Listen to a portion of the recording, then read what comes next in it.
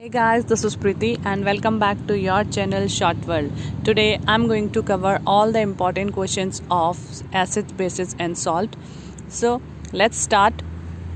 First question है importance of pH. Importance of pH हमारी daily life में क्या इंपॉर्टेंस रखता है pH वैल्यू.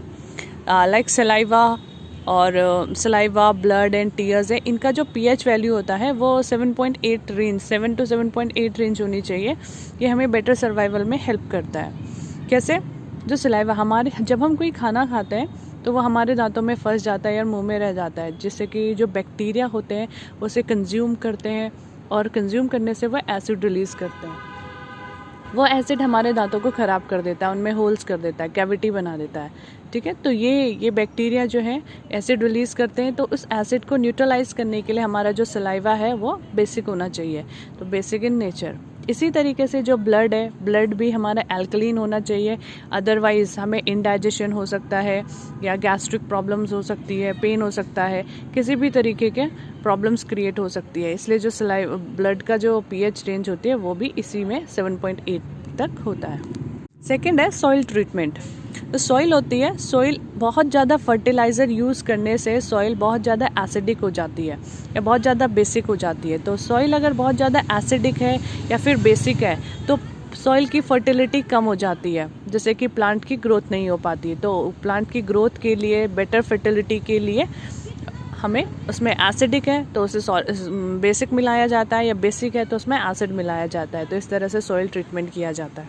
नेक्स्ट है इसमें HCl. जब हमारी बॉडी में HCl प्रोड्यूस होता है, स्टमक में HCl प्रोड्यूस होता है, हाइड्रोक्लोरिक एसिड, जो कि हमें डाइजेशन में हेल्प करता है. बट एक्सेस HCl जब हमारी बॉडी में प्रोड्यूस होता है तो हमें इनडाइजेशन हो जाता है. तो वो इनडाइजेशन से इरिटेशंस होती है, पेन होता है. तो उसे कम करने के लिए, उसे न्यूट्रलाइज करने के लिए हम यूज़ करते हैं मिल्क ऑफ मैग्नीशियम हाइड्रोक्साइड हम यूज़ कर सकते हैं. तो ये एक एंट एसिड की तरह काम करता है. तो एसिडिक अगर हमारा कोई एसिड है, एसिड को न्यूट्रलाइज करना है तो बेस मिलाया जाता है, बेस को न्यूट्रलाइज करना है तो एसिड मिलाया जाता है. नेक्स्ट है हमारी बॉडी में HCl प्रोड्यूस होता है, स्टमक जो होता है वो HCl प्रोड्यूस करता है. HCl का मेन काम होता है पेप्सिन को न्यूट्रलाइज करना, पेप्सिन को एसिडिक बनाना, क्योंकि पेप्सिन जो है प्रोटीन को डाइजेस्ट करता है और वो एसिडिक नेचर में ही उसे डाइजेस्ट कर सकता है. तो HCl का मेन काम होता है कि पेप्सिन को एसिडिक बनाना. लेकिन बहुत ज़्यादा जब HCl प्रोड्यूस होता है तो हमें इरिटेशंस होती है, पेन हो सकता है, तो उसके लिए हमें उसे न्यूट्रलाइज करना पड़ेगा. तो न्यूट्रलाइजेशन के लिए हमें एंट एसिड लेते हैं, जैसे magnesium hydroxide, milk of magnesia, जो कि उसे एसिड के जो असर है उसको न्यूट्रलाइज कर देगा. सेकेंड है when the pH inside the mouth become lower. जब हम कोई खाना खाते हैं, कोई भी खाना खाते, कुछ भी खाते हैं हम, तो हमारे दांतों में थोड़ा बहुत खाने के जो पार्टिकल्स है, वो पार्ट्स हैं, वो फंस जाता है या रह जाता है. तो जब उसे बैक्टीरिया कंज्यूम करता है तो बैक्टीरिया उसमें एसिड रिलीज करते हैं. एसिड रिलीज़ करते हैं तो बार बार जब एसिड रिलीज़ होता है और उसका अगर हमारा पीएच वैल्यू कम होता चला जाता है, लोअर देन 5.5 हो जाएगा, तो वो हमारे दांतों को ख़राब कर देगा, जैसे टूथ डिके कहते हैं. तो टूथ डिके से वो ख़राब होते चले जाएंगे, उनमें होल्स, कैविटीज़ आ जाएंगी. तो उसे प्रिवेंट करने के लिए, उसे रोकने के लिए हम उसमें क्या लगाते हैं, न्यूट्रलाइज करेंगे, और उसे हम बेस यानी टूथपेस्ट वगैरह जो होता है उसमें भी बेस होता है, तो उसे बेसिक न्यूट्रलाइज कर सकते हैं. इसी तरह से stings of insect such as bees, ant, wasp contain methanoic acid which cause pain and irritation. Use of a mild base like a baking soda on the stung area give reliefs. तो अगर एंट है, जैसे red एंट है, मैंने बताया था उसमें formic acid होता है, वो अगर काट लेता है हमें तो हमें इरिटेशंस क्रिएट हो जाती है, इरिटेशंस होने लग जाती है. तो उन इरिटेशंस को कम करने के लिए हम उसमें बेकिंग सोडा को रब कर सकते हैं. इसी तरह से उसे न्यूट्रलाइज किया जाता है. तो ये हमारी पीएच वैल्यू, उसकी पीएच वैल्यू को, अगर एसिडिक है तो उसे बेसिक किया जाता है, बेसिक मिलाया जाता है, और बेसिक है तो उसमें एसिड मिलाया जाता है ताकि उसे न्यूट्रलाइज किया जा सके, तो उससे हमें रिलीफ मिलेगा. Why is it recommended that the acid should be added to water and not water to the acid while diluting an acid. किसी भी एसिड को जब डाइल्यूट किया जाता है, आपको पता है कि एसिड जो डाइल्यूट एसिड होते हैं या कॉन्सेंट्रेट एसिड होते हैं, डाइल्यूट एसिड का मतलब a less amount of acid, and concentrate का मतलब a large amount of acid, जिसमें कि बहुत ज़्यादा एसिड है, उसे हम कॉन्सेंट्रेट कहते हैं। तो जब कॉन्सेंट्रेट एसिड को हम डाइल्यूट बनाते हैं तो उसमें पानी नहीं मिलाया जाता, बल्कि पानी में एसिड मिलाया जाता है। तो ऐसे क्यों किया जाता है? एक्चुअल में होता क्या है, जब हम अगर हमारे पास कोई एसिड है और उस एसिड में मैं पानी को डाल रही हूँ तो वो बहुत जल्दी एवेपोरेट हो जाएगा, पानी बहुत ज़्यादा एवेपोरेट हो जाएगा, स्टीम बनेगा और वो steam can cause harm to us, यानी कि उसकी वजह से हमें वो जो एसिड है वो स्प्लैश हो सकता है, हमारे कपड़ों के ऊपर गिर सकता है, हमारे स्किन पे गिर सकता है और वो हमें बर्न कर सकता है। तो क्या किया जाता है, पानी एसिड में पानी ना मिलाने के बजाय हम एसिड पानी में थोड़ा थोड़ा करके उसमें एसिड डालते हैं और उसको स्टिर करते रहते हैं, जिससे कि वो डाइल्यूट हो जाएगा। तो dilution of a concentrated acid is an exothermic process. ये जो कंसंट्रेटेड एसिड को जब डाइल्यूट करते हैं तो एक वो एक्सोथर्मिक प्रोसेस है। If water is added to a concentrated acid, the heat generated may cause the mixer to splash out and cause burn. जब कॉन्सेंट्रेटेड एसिड में वाटर को मिक्स किया जाता है तो वो बहुत ज़्यादा एनर्जी रिलीज करेगा और वो उससे हमें बर्न हो सकता है। When the acid is added to water slowly with constant stirring, the mixture will not splash out. तो अगर हम वाटर में एसिड को धीरे धीरे करके मिक्स करते हैं और उसे स्टर करते रहते हैं तो वो हमें हार्म नहीं करेगा। तो इसलिए एसिड में वाटर नहीं बल्कि वाटर में एसिड को मिलाकर डाइल्यूट किया जाता है। क्वेश्चन है आपके पास, metal compound A react with dilute hydrochloric acid to produce effervescence. The gas evolved extinguishes a burning candle. Write a balanced chemical equation for the reaction if one of the compound formed is calcium chloride. कहता है कि कोई metal compound है ए, जब dilute hydrochloric acid के साथ react करता है तो गैस निकलती है और वो गैस बर्निंग कैंडल को एक्सटिंग्विश कर देती है, यानी कि उसे बुझा देती है। तो कौन सा वो कंपाउंड है और उसके बाद जो कंपाउंड फॉर्म्ड हो रहा है वह कैल्शियम क्लोराइड है। तो आंसर देखते हैं। The gas that extinguishes a burning candle is carbon dioxide. कभी भी कोई चीज़ जलती हुई चीज़ कोई भी बुझ जाता है, कोई भी चीज़ बुझती है तो उसमें कार्बन डाइऑक्साइड गैस ही होगी, जिसकी वजह से वो बर्निंग कैंडल जो है वो बंद हो गई है। Which is form by the action dilute hydrochloric acid on a metal carbonate. Metal carbonate के साथ जब हाइड्रोक्लोरिक एसिड ने रिएक्ट करा तो कार्बन डाइऑक्साइड गैस बनी and produce effervescence. How? Since one of the compound formed is calcium chloride, it shows that a metal compound is calcium carbonate. It is too unstable to exist in a solid. Thus, metal compound A is calcium carbonate. तो जो metal compound पूछा गया है वो आपका calcium carbonate है। क्या होता है? When acid react with carbonate such as calcium carbonate, chalk, limestone, marble, a salt, water and carbon dioxide are made. जब भी कोई acid react करता है carbonate के साथ तो सॉल्ट बनता है, वाटर बनता है और कार्बन डाइऑक्साइड फॉर्म होती है। For example CaCO3 calcium carbonate है, HCl के साथ उसने रिएक्ट करा तो CaCl2 बना, CO2 बना और H2O बना। तो कोई भी एसिड जब रिएक्ट करता है मेटल विद मेटल कार्बोनेट दो कार्बन डाइऑक्साइड फॉर्म करेगा।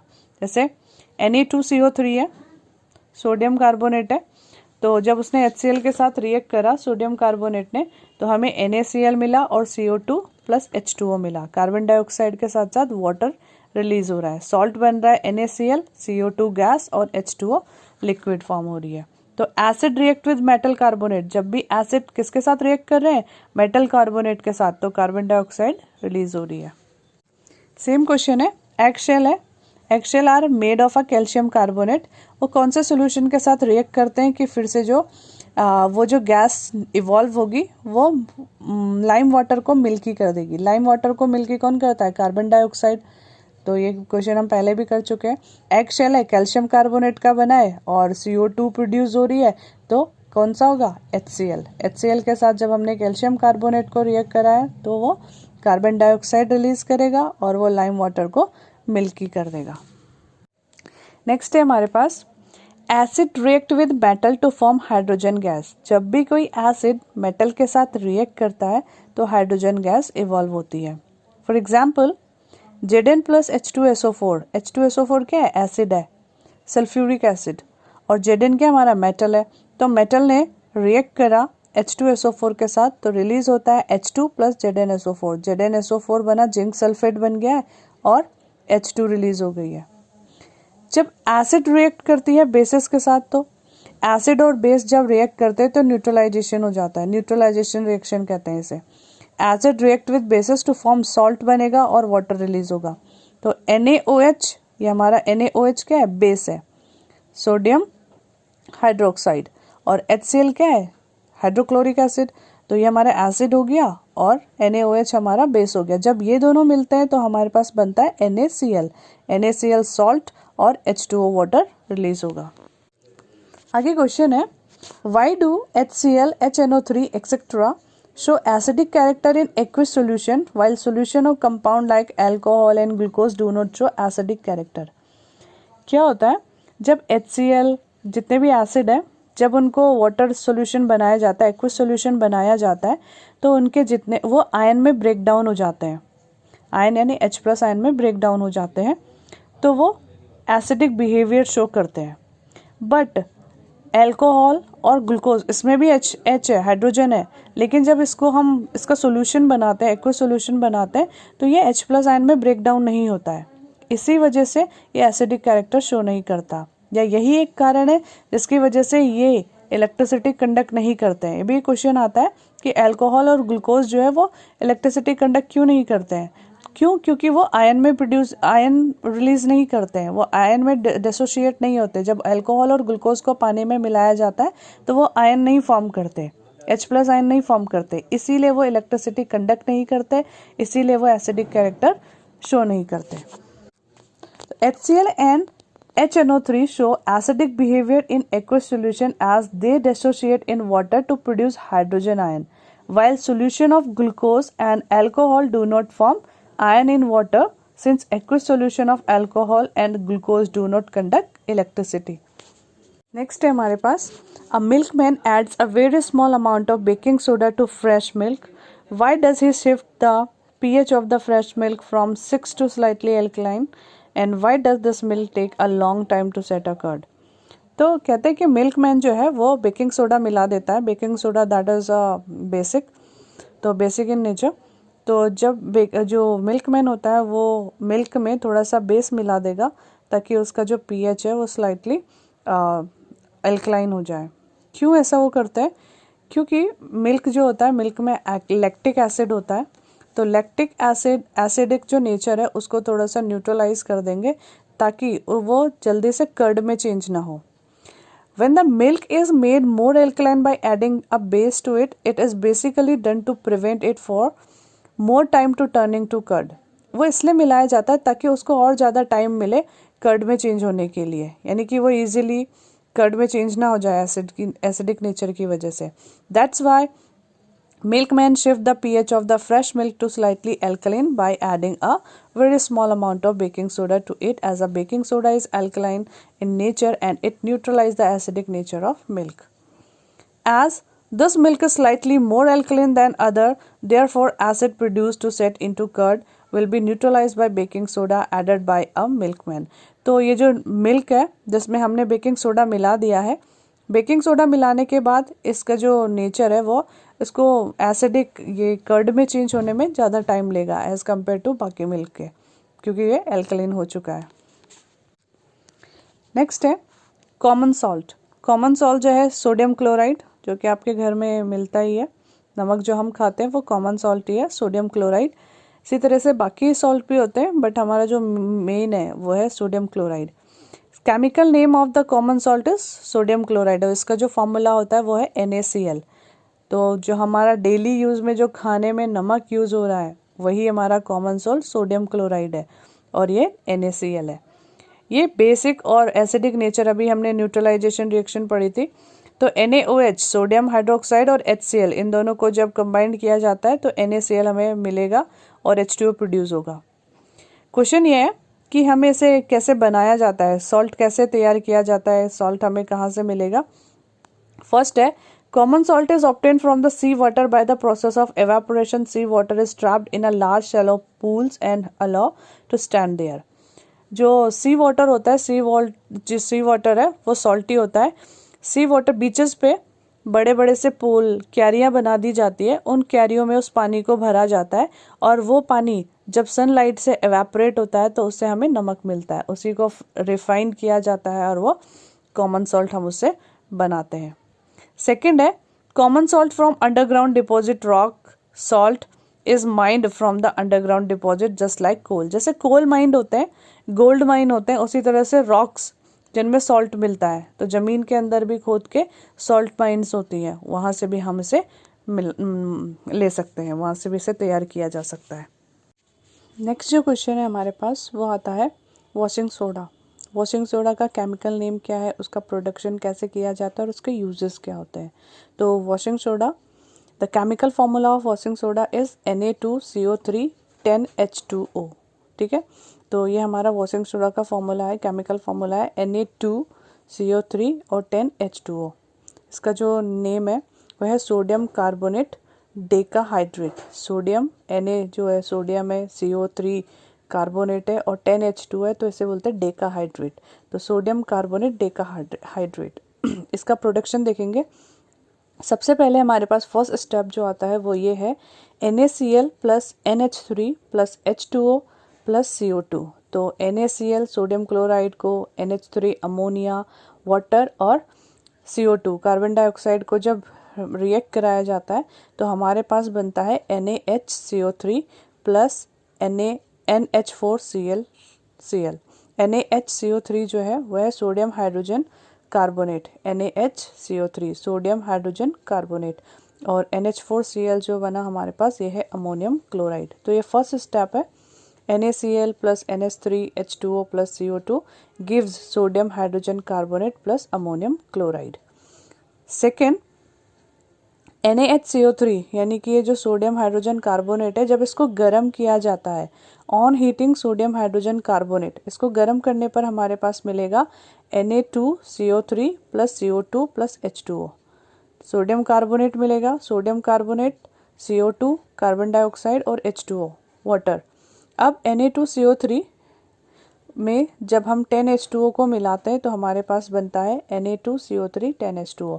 यानी सोडियम कार्बोनेट को जब हम 10 मॉलिक्यूल ऑफ हाइड्रोजन के साथ वाटर के साथ मिलाया जाता है, रिएक्ट करते हैं, तो हमारे पास बनेगा washing soda, sodium carbonate decahydrate.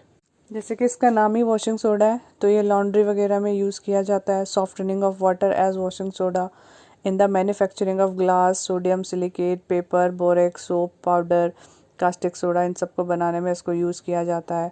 As a laboratory reagent और textile and petroleum refining for the preparation of various carbonate of metals. तो इन सब में ये इसके यूजेस हो गए। नेक्स्ट आता है बेकिंग सोडा।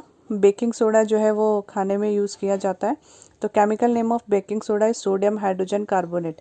वॉशिंग सोडा का जो फर्स्ट स्टेप था वो हमारा बेकिंग सोडा मिलता है हमें, उसमें NaCl plus NH3 plus H2O और CO2 को मिलाने पे NaHCO3 जो है वही हमारा बेकिंग सोडा है, यानी NaHCO3 सोडियम हाइड्रोजन कार्बोनेट, ये हमारा बेकिंग सोडा है।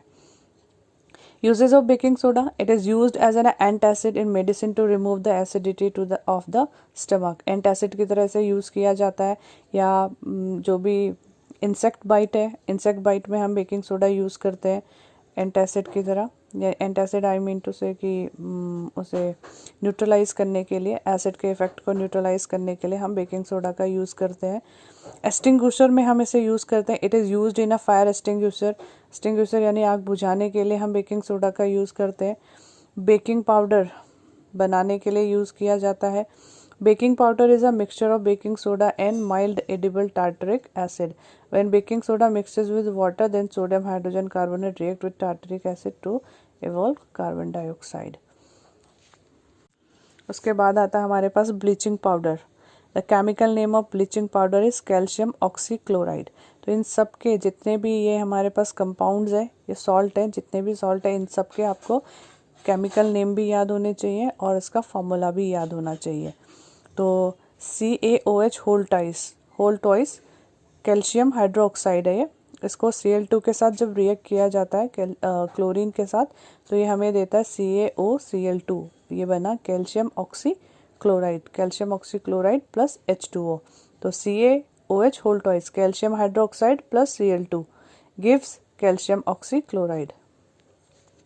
ब्लीचिंग पाउडर का यूज़ किया जाता है क्लोथ को या स्टेन वगैरह रिमूव करने के लिए यूज़ किया जाता है। Bleaching powder used in swimming pool में यूज़ किया जाता है डिसइंफेक्टेंट की तरह, जाके उसमें बैक्टीरिया वगैरह हो तो वो हमें हार्म ना करे। Manufacturing of chloroform and bleaching powder is used as a oxidizing agent in a many chemical industries. Bleaching powder is used in a bleaching of cotton in textile industry and bleaching powder used in paper industry.